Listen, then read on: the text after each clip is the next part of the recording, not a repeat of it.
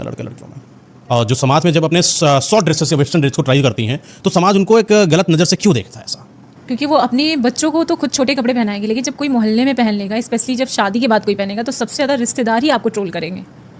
तो क्या गलत है क्या लड़की का ऐसा पहनना? लड़की का पहनना गलत नहीं है, समाज उसको गलत प्रूफ कर देती है कि तुमने ऐसे कपड़े पहन लिए, तुम्हारी शादी हो गई है, तुम साड़ी पे रहो, सूट पे रहो, तुमने वेस्टर्न कपड़े पहन लिया, तुमने क्लीवेज थोड़ा सा भी पहन लिया, ऐसे तो तुम कैरेक्टरलेस हो। तुमने किसी शादी के बाद किसी लड़के से बात कर लिया तो तुम्हारा उसके साथ रिलेशन ही है। तुमने कुछ भी अलग काम किया तो तुम अच्छी नहीं हो। तुम एक परफेक्ट बहू या परफेक्ट एक लड़की बन सकती हो घर में 4 दीवारी के अंदर रह के। बाहर रह रही हो, अपनी चीज़ों को लेके बोल रही हो तो तुम बोर्ड हो, अरे पक्का इसका 1-2 के साथ रिलेशन होगा। नहीं, पता है ये समाज ने लड़कियों को जो नीचा दिखाया ना, इसी वजह से, क्योंकि समाज ने कभी भी किसी लड़की को ऊंचा उड़ता हुआ देखा ही नहीं।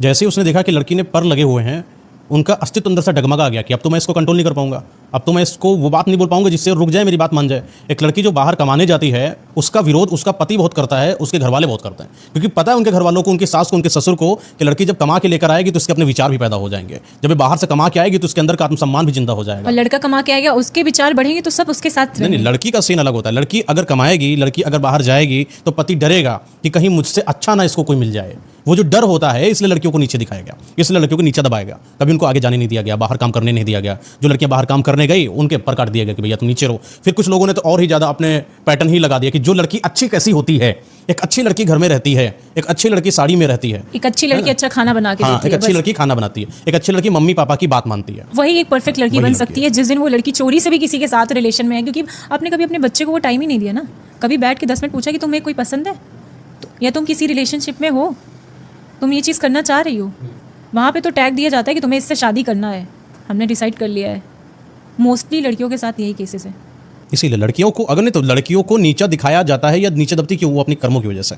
अगर तुमको ये पता है, मैंने तो कई लड़कियों को काउंसलिंग ली, उनको ये पता चलता है कि मेरे मम्मी पापा मुझे बाहर जाने नहीं देते। अरे मैंने पूछा कि कभी तुमने जाने की ट्राई किया है? बोले नहीं, मेरे मम्मी पापा तो मुझे मार देंगे। हमने कहा कभी तुमने मार खाया है कि नहीं खाया? नहीं, तो कभी खाया है कि नहीं खाया है?